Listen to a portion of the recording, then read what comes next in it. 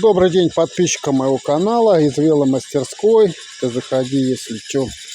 Продолжаем ремонт наших электрофэтбайков, всяких разных самокатов, изоляцию делаем. И вот сейчас у нас новая тема, приближается сезон рыбацкий.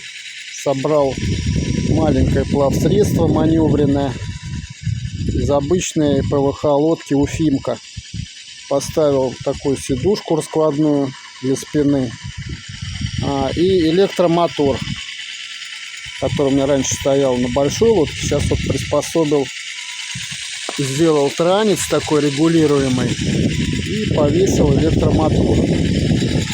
Можно партизанить по всяким водоемам, ставить живца.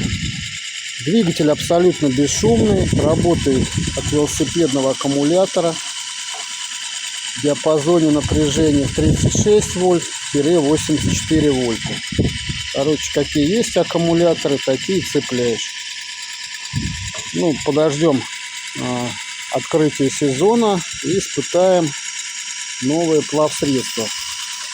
Вот этот велосипед будет использоваться как тягач.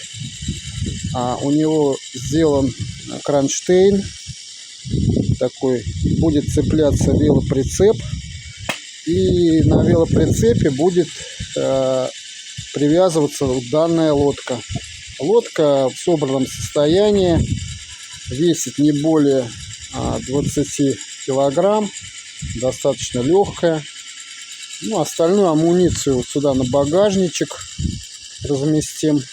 Соответственно, кардан закреплен к раме хорошо сварочкой. То есть будет у нас лиминг вот этот использоваться как тягач. Будем по оке лодочку возить.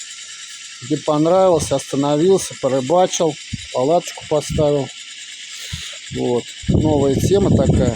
По городу уже что-то поднадоело ездить. Надо вылазить на Аку, озера.